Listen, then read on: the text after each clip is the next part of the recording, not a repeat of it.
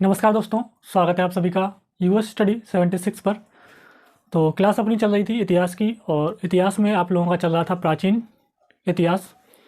और प्राचीन इतिहास में चल रहा था मगध का उत्कर्ष। और मगध का उत्कर्ष जो था वो मेजर 3 पार्टों में डिवाइड किया था: pre modern period, modern period और पोस्ट मॉडर्न पीरियड, यानी कि मौर्य वंश से पहले का समय और मौर्य वंश से बाद का समय। तो मौर्य वंश से जो पहले का समय था और उसमें जितनी भी डायनेस्टी थी वो आप लोगों की कंप्लीट हो चुकी हैं। और फिर चालू हुआ था आप लोगों का मौर्य वंश या मॉडर्न डायनेस्टी, उसमें भी आप लोगों की एक क्लास हो चुकी है। तो आज आपकी 16 नंबर की क्लास है। इससे पहले जो क्लास हुई थी 15 नंबर की क्लास, उसमें आपका हुआ था मौर्य वंश का, जो चंद्रगुप्त मौर्य थे वो, और चंद्रगुप्त मौर्य, और उसके बाद में बिंदुसार और अशोक। इससे पहले जो 2 क्लासें हुई थी आपकी, एक नहीं 2 क्लासें हो चुकी हैं मौर्य वंश की। तो उसमें आपका जो मौर्य वंश के जो भी शासक थे उसके बारे में कंप्लीट हो चुका है। और आज आपकी जो क्लास चलेगी वो क्लास आज आपकी सेपरेट क्लास है, सिर्फ अशोक के अभिलेख की। तो ध्यान से पढ़िएगा अशोक के अभिलेख के बारे में, क्योंकि यहाँ से क्वेश्चन बनता है, तो ध्यान से पढ़िएगा। तो देखिए, आज बात करेंगे अशोक के अभिलेख की। तो जैसा कि पिछली क्लास में बताया था मैंने कि अशोक का जो शासनकाल रहा था वो 269 बीसी से लेकर 223 बीसी तक रहा था। तो अब बात कर लेते हैं अशोक के अभिलेख की। तो अशोक के अभिलेख को 3 पार्टों में डिवाइड करते हैं। अशोक के अभिलेख को 3 पार्टों में डिवाइड करते हैं। एक तो करते हैं शिलालेख अभिलेख में, शिलालेख अभिलेख। एक करते हैं स्तंभ अभिलेख।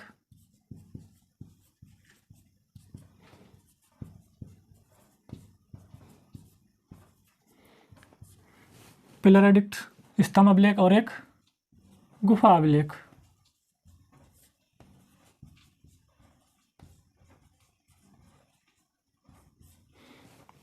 तो शिलालेख अभिलेख वो होते हैं जो कृत्रिम, जो नेचुरल शिला होती है या नेचुरल जो पर्वत पहाड़ होते हैं उनको काटकर और समतल बनाकर इन पर जो है लिखवाया जाता है, वो हो जाते हैं आप लोगों के शिलालेख अभिलेख। और स्तंभ अभिलेख वो होते हैं जो कृत्रिम तरीके से इनको तैयार किया जाता है और किसी एक जगह पर इनको गाड़ दिया जाता है, तो वो हो जाते हैं आपके स्तंभ अभिलेख, और उसके बारे में जानकारी लिखी होती है, लिखवाया जाता है। गुफा अभिलेख जो थे वो थे आपके, गुफा अभिलेख जो थे वो पाए गए थे दक्षिण बिहार में, दक्षिण बिहार में बराबर गुफा में पाए गए थे। तो बात करते हैं शिलालेख अभिलेख जो हैं, ये भी 2 पार्टों में डिवाइड होते हैं। एक तो दीर्घ शिलालेख अभिलेख और लघु शिलालेख अभिलेख। दीर्घ और लघु ये भी 2 पार्टों में होते हैं, दीर्घ स्तंभ अभिलेख और लघु स्तंभ अभिलेख। तो दीर्घ शिलालेख अभिलेख, लघु शिलालेख अभिलेख, तो इनकी बात करते हैं। तो दीर्घ शिलालेख अभिलेख की संख्या कितनी है? 14 संख्या है इसमें। दीर्घ शिलालेख अभिलेख में कुल टोटल 14 अभिलेख हैं। और लघु शिलालेख अभिलेख, उसके बाद में दीर्घ स्तंभ अभिलेख और लघु स्तंभ अभिलेख, इसके बारे में बात करते हैं। तो आइए स्टार्ट करते हैं यहाँ पर। हाँ, तो इससे पहले थोड़ा और जान लेते हैं, फिर बाद में स्टार्ट करेंगे इनके अभिलेख के बारे में। तो यहाँ पर थोड़ा 2 पॉइंट और हैं, वो देख लीजिएगा। तो सबसे पहले अभिलेख जो था वो किसने खोजा था? सबसे पहला अभिलेख किसने खोजा था? सबसे पहला अभिलेख जो खोजा था टी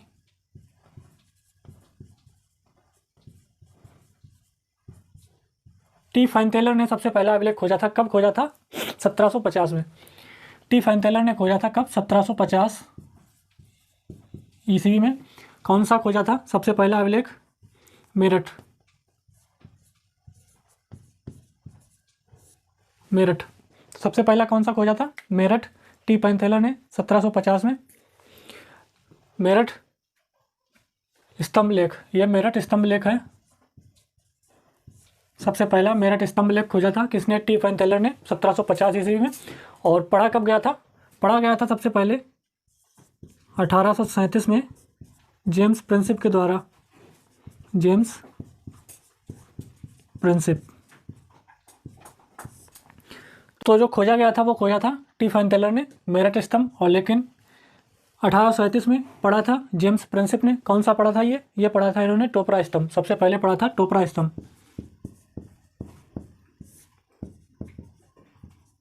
टोपरा स्तंभ पढ़ा था सबसे पहले। और मेरठ स्तंभ सबसे पहले खोजा था टी फाइन टेलर ने 1785 ईस्वी में। और सबसे पहले पढ़ा कौन सा गया? टोपरा स्तंभ 1837 में, जो जेम्स प्रिंसिप के द्वारा किया गया।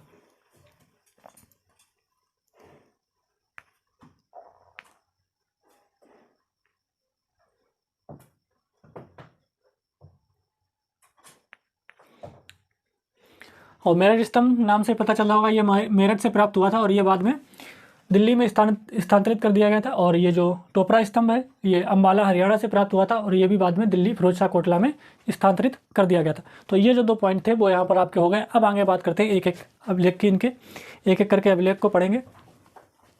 हाँ, और एक बात है, ये जो अभिलेख मिले थे, ये जो इनके अभिलेख मिले थे वो मुख्यतः 2 भाषाओं में लिखे हुए मिले थे। एक तो खरोष्टी लिपि में और एक 2 लिपि में लिखे हुए मिले थे। एक तो खरोष्टी लिपि में लिखे हुए मिले थे और एक ब्राह्मी लिपि में लिखे हुए मिले थे। लेकिन कुछ अभिलेख जो ऐसे थे वो आर्मेयिक लिपि में भी लिखे हुए मिले थे। कुछ अभिलेख ऐसे थे जो आर्मेयिक लिपि में भी लिखे हुए मिले थे, यूनानी और आर्मेयिक लिपि में लिखे हुए मिले थे। तो इतना याद रखना। अब बात करते हैं एक एक अभिलेख की। तो अशोक के अभिलेख में सबसे पहले बात करेंगे स्टोन एडिक्ट या शिलालेख अभिलेख की। तो हेडिंग डाल लीजिएगा सबसे पहले शिलालेख अभिलेख। तो सबसे पहले बात करेंगे शिलालेख अभिलेख की। और शिलालेख अभिलेख में बात करेंगे दीर्घ अभिलेख की, दीर्घ शिलालेख की। तो बात करेंगे इसमें दीर्घ शिलालेख की। तो यहाँ पर दीर्घ शिलालेख की बात करेंगे तो डाल लेते हैं यहाँ पर दीर्घ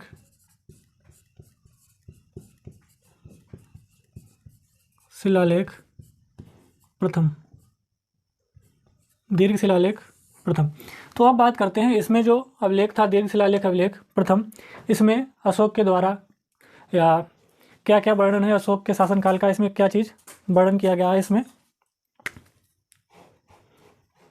इसके तहत क्या किया था, पशु बलि हत्या प्रतिबंधित की गई थी, पशु बलि प्रतिबंधित किया गया था। पशु बलि पर प्रतिबंध नंबर 1 पॉइंट है, पशु बलि पर प्रतिबंध। नंबर 2 पॉइंट है इसमें वन्यजीव संरक्षण।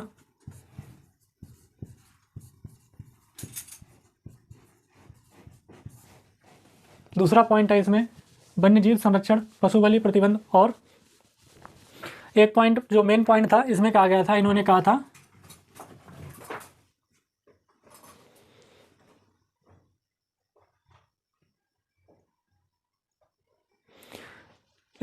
इन्होंने संपूर्ण प्रजा मेरी संतान के समान है।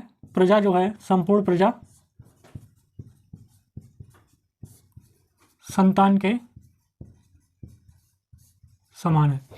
तो प्रथम शिलालेख में क्या कहा गया था, इसमें कहा गया था पशु बलि पर प्रतिबंध लगाया गया था, वन्यजीव संरक्षण किया गया था और प्रजा जो है वो मेरे संतान के समान है। ये 3 बातों का इसमें वर्णन मिलता है प्रथम शिलालेख में, प्रथम दीर्घ शिलालेख में। और पशु बलि पर प्रतिबंध लगाया था और ऐसा माना जाता है कि मौर्य वंश की रसोई में एक प्रथा चलती थी कि डेली 2 मोर और 1 हिरन पकाया जाता था मौर्य वंश की रसोई में। लेके जब से पशु बलि पर प्रतिबंध लगा था तो ऐसा माना जाता था तब से मौर्य वंश की वो प्रथा भी खत्म हो गई थी। कौन सी, कि मौर्य वंश की रसोई की जो प्रथा थी 2 मोर और 1 हिरन पकाने की, वो भी बंद हो गई थी। अब बात कर लेते हैं सेकेंड द्वितीय शिलालेख के बारे में। अब बात करते हैं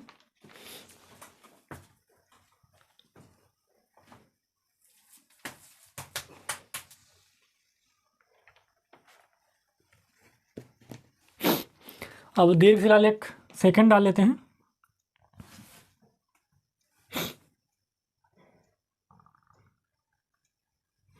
तो यहाँ पर डाल लेते हैं शिलालेख अभिलेख, शिलालेख अभिलेख सेकंड। इसमें किस चीज़ का वर्णन था, शिलालेख अभिलेख सेकंड में इसमें किस चीज़ का वर्णन था, इसमें था समाज कल्याण, समाज के कल्याण के बारे में और मुफ्त चिकित्सा, समाज कल्याण और मुफ्त चिकित्सा के बारे में वर्णन था कि शासनकाल में मुफ्त चिकित्सा हुआ करती थी और समाज कल्याण की बात कही गई थी। सेकंड में मानव एवं पशु चिकित्सा थी। और तीसरे में क्या था, अभिलेख थर्ड, शिलालेख अभिलेख थर्ड, शिलालेख अभिलेख थर्ड। तीसरे में बात था ब्राह्मणों को सम्मान, तीसरे में था ब्राह्मणों को सम्मान।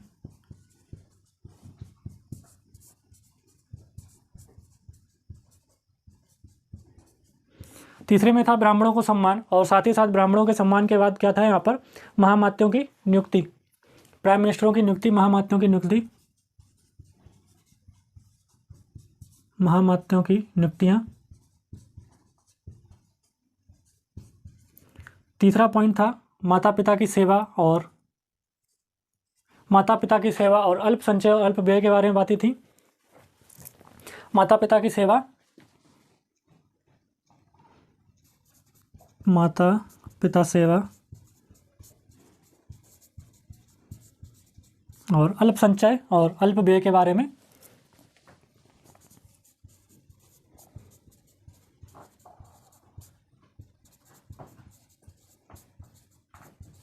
अल्प संचय और अल्प व्यय के बारे में। अब बात करते हैं शिलालेख 4 की। अब बात कर लेते हैं शिलालेख 4 की।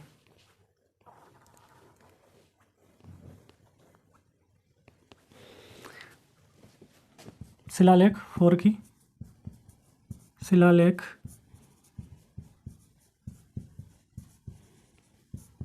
अभिलेख 4 में क्या कहा था?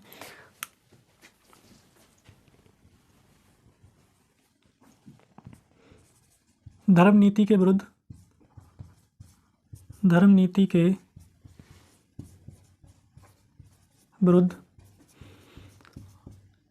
अनैतिकता पर प्रतिबंध। धर्म नीति के विरुद्ध अनैतिकता पर प्रतिबंध। धर्म नीति के विरुद्ध अनैतिकता पर प्रतिबंध। और दूसरा पॉइंट था यहाँ पर गैर कानूनी कार्यों पर प्रतिबंध। गैर कानूनी कार्यों पर प्रतिबंध। तो शिलालेख अभिलेख 4 में था धर्म नीति के विरुद्ध अनैतिकता पर प्रतिबंध और गैर कानूनी कार्यों पर प्रतिबंध, हिंसा एवं गैर कानूनी कार्यों पर प्रतिबंध।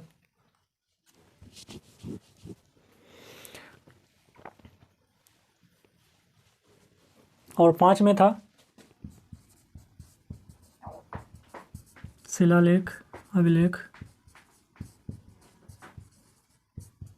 5 था। जो शिलालेख अभिलेख 5 था, इसमें कहा गया था शासनकाल के 5वें वर्ष शासनकाल के 14वें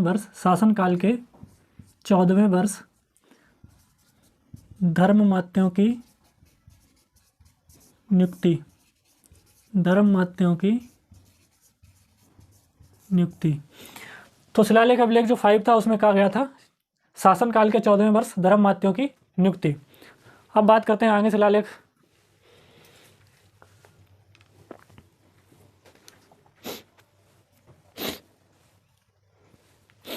अब बात कर लेते हैं शिलालेख आगे की।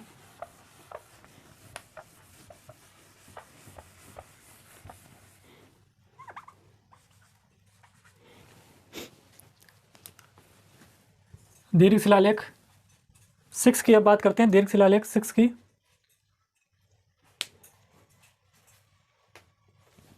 इसमें था अपने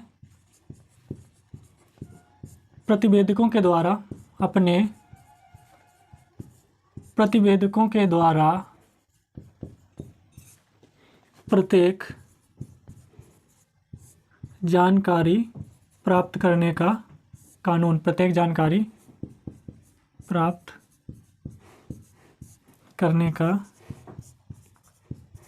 कानून। अपने प्रतिवेदकों के द्वारा प्रत्येक जानकारी प्राप्त करने का कानून, यह था दीर्घ शिलालेख 6 में। और 7 में क्या था? 7 में था मस्तिष्क एवं आत्मा पर नियंत्रण। इसमें था मस्तिष्क एवं आत्मा के नियंत्रण के बारे में। और ये सबसे लंबा 7 शिलालेख अभिलेख है। ये सबसे लंबा शिलालेख अभिलेख था। उसके बाद में 8 में क्या था? 8 नंबर में था शिलालेख अभिलेख 8 में था आपका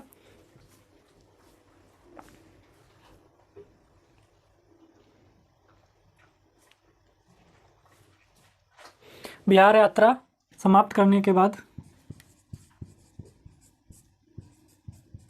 बिहार यात्रा समाप्त करने के बाद धर्म यात्रा आहा-बहान। ठीक है, इतना था। उसके बाद में शिलालेख 9 और 10 देखते हैं।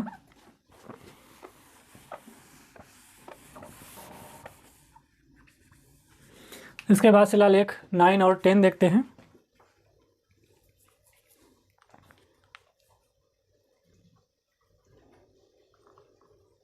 9 में था जन्म बीमारी और विवाह के उपरांत उत्सवों पर प्रतिबंध। विवाह के उपरांत उत्सवों पर प्रतिबंध। शिलालेख 10 में क्या था आपका? शिलालेख 10 में था कि शिलालेख 9 में था आपका जन्म बीमारी और विवाह के उपरांत उत्सवों पर प्रतिबंध। जन्म बीमारी और विवाह के उपरांत उत्सवों पर प्रतिबंध। और 10 में था ख्याति और उत्सवों पर प्रतिबंध। ख्याति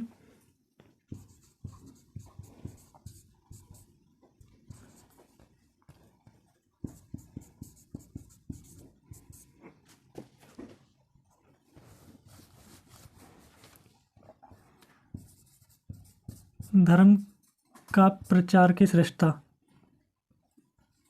धर्म प्रचार की श्रेष्ठता। धर्म प्रचार की श्रेष्ठता। शिलालेख 10 में था धर्म प्रचार की श्रेष्ठता। धर्म प्रचार की श्रेष्ठता।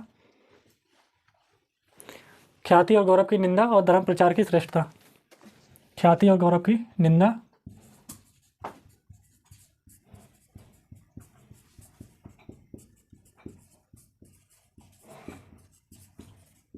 ख्याति और गौरव की निंदा, धर्म प्रचार की श्रेष्ठता। अब था आप लोगों का आ जाएगा यहाँ पर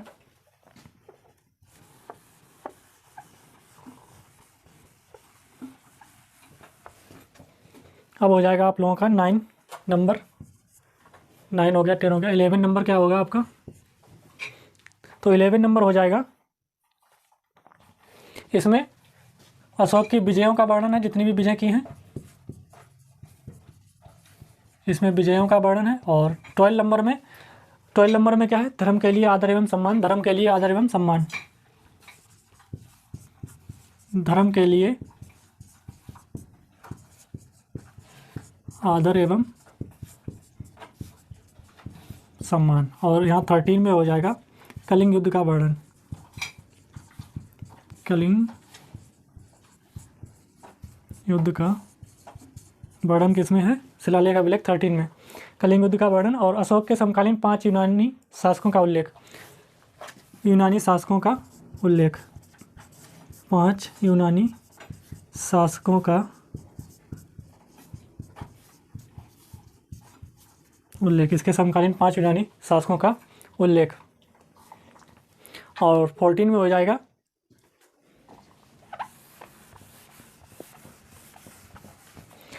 14 में हो जाएगा धार्मिक जीवन जीने की प्रेरणा। धार्मिक जीवन जीने की प्रेरणा। तो ये आपके जो दीर्घ शिलालेख थे वो यहाँ पर आप लोगों के कंप्लीट होते हैं। बात कर चुके थे अशोक के शिलालेख अभिलेख में दीर्घ शिलालेख की। अब हम बात करते हैं अशोक के शिलालेख अभिलेख में लघु शिलालेख के बारे में। तो यहाँ पर देखिए एक तरफ लिखा हुआ है शिलालेख और जिला और राज्य। तो लघु शिलालेख हैं जो अशोक के, वो किस जिले में हैं और उनका क्या नाम है और किस राज्य में। तो देखिए, तो एक है रूपनाथ शिलालेख जो जबलपुर में पड़ता है, और जबलपुर पड़ता है मध्य प्रदेश जिले में। दूसरा है गुर्जरा दतिया जिला मध्य प्रदेश। तीसरा है सहसाराम सासाराम बिहार राज्य में। भ्रभु है जिसका नाम बैराट है, जयपुर जिला में पड़ता है। कहाँ पर? राजस्थान में। मास्की पड़ता है रायचूर जिला में और कर्नाटक राज्य में।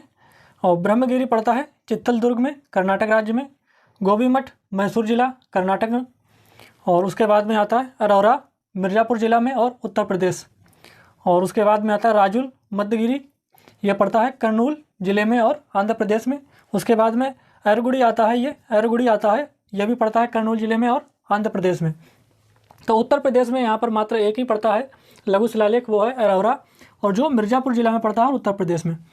तो यहाँ पर आप लोगों के लघु शिलालेख यहाँ पर आपके कंप्लीट हुए और दीर्घ शिलालेख कंप्लीट हुए। अब बात करते हैं स्तंभ लेख के बारे में।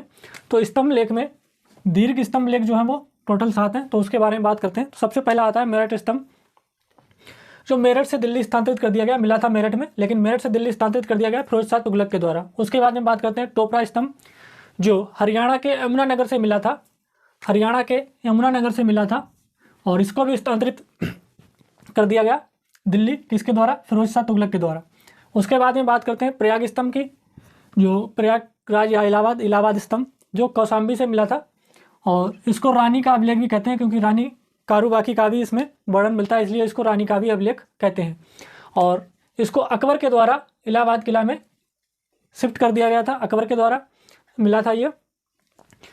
और बाद में ये 3 शासकों से संबंधित है प्रयाग स्तंभ, 3 शासकों से। एक तो अशोक से, जो कलिंग युद्ध का वर्णन लिखवाते हैं इसमें, दूसरा समुद्रगुप्त जिन्होंने अपनी विजयों का वर्णन लिखवाया इसमें, और जहांगीर ने भी इसमें वर्णन लिखवाया था अपना।